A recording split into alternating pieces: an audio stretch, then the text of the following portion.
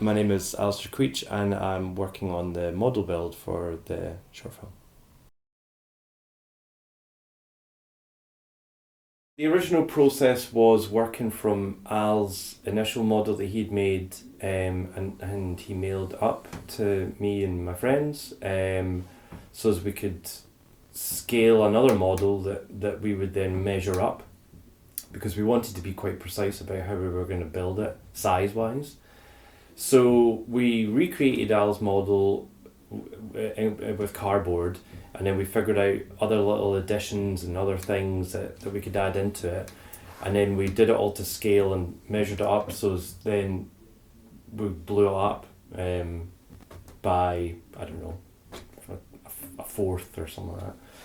So we then put all the measurements into Illustrator, and we found a local wood cutting, laser cutting studio, and we put all the sizes into the wood cutting place, and they trimmed it all up for us, and we were left with all these bits, and then it just came the job of actually fitting it all together.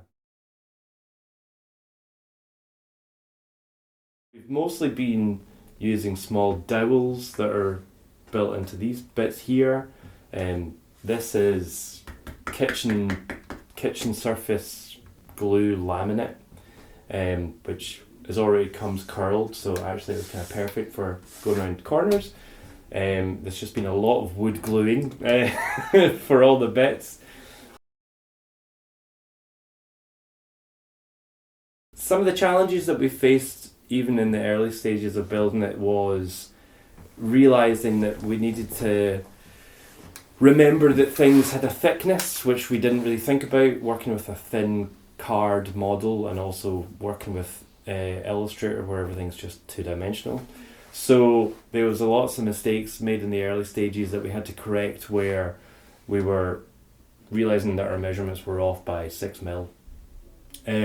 Our workaround for that was eventually getting thin flexible ply, which is this kind of material, and here as well. And the thin ply was a lot easier to use, and it's just been a case of just like clamping and gluing down sections so as they are all held together quite strong.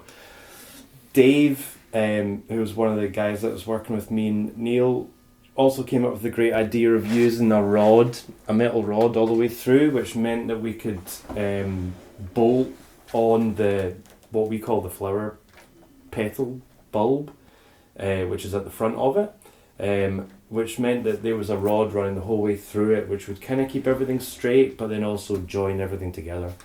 So that's been a kind of a stroke of genius.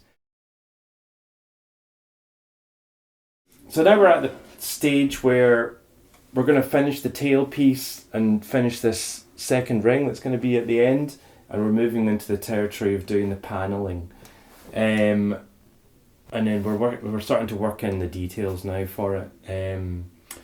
Another kind of big learning curve has been working with a model on how to do things either in a scale or also how to do the detailing in the first place.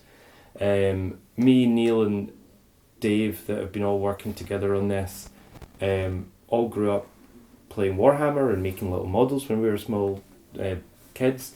And this kind of thing, it all brings back those memories of working in that format. So it's just trying to tap into that learned way of working on a scaled model. So it's definitely had its challenges, but it's also been really fun to work on it. I can't wait to see it when it's actually finished. So also I just wanted to say a really big thank you to my friends Neil Smith and David Graham for giving me a hand with this model while we've been building it, and also want to say thanks to Al and Tyler for inviting us to be a part of the project. So thank you.